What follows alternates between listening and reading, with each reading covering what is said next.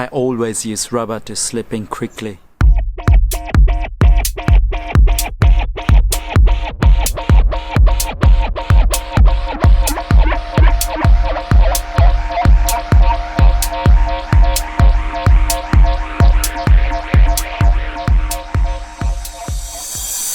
You might think, what the heck are you talking about?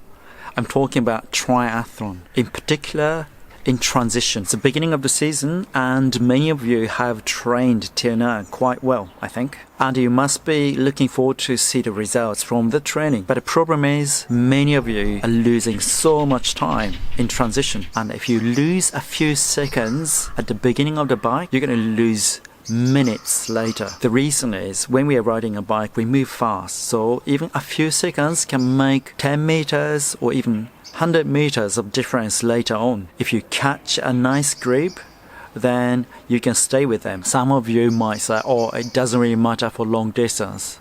Yes and no, because if you keep within 12-meter drafting rule, you still benefit quite a lot following behind them. So if you ride in a pack, it's a lot easier than riding on your own. Mentally, it's easier to ride in a group as well. You can do that by doing this trick. First, you need to get a pair of triathlon bike shoes. They've got a bigger strap, so it's easy to close and open. And another big difference, there's a loop on the heel. You mount your shoes on the pedals, then put rubber band around the loops, then put one side on the quick release of the rear wheel and another side on the front derailleur.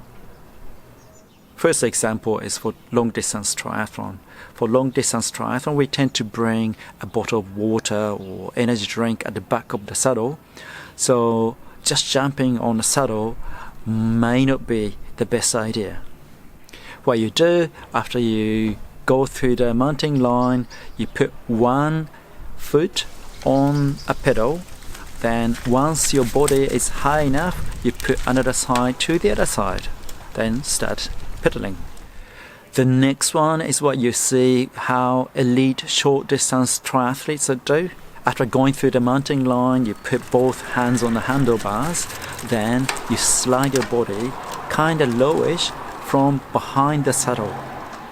Once you get on a bike, just put your feet on the shoes and just pedal and pedal and pedal. Don't have to worry about putting your feet in the shoes. Just pedal and catch up. And when you get to good cruising speed, you put one foot into a shoe and put a strap on. Then pedal a little bit more so you don't lose the speed. Then do another side. Now it's about how you get off the bike. Once you reach the last straight line, take your feet out from your shoes, then just stretch. So when you start to run, you can run fast.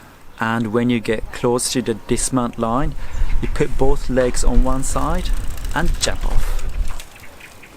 You should practice with a line on the street, so you always get off before the line. And what you have to do, you just practice over and over for an hour or something. Just hop on, hop off, hop on, hop off. If you feel uncomfortable doing that or get scared of doing that, try doing that with normal running shoes on. With running shoes, it's a lot easier to actually do that. Of course, you don't put bike shoes on, but just use running shoes on and off, on and off. Once you get used to it, you can start using triathlon shoes. Lastly, please do not do it without practice on a race day. That's asking for disaster. When you practice, try that in a park where you can see everything around and no traffic coming through, so it's safer. So that's the way you can shave some seconds or even minutes off during the next race. Enjoy!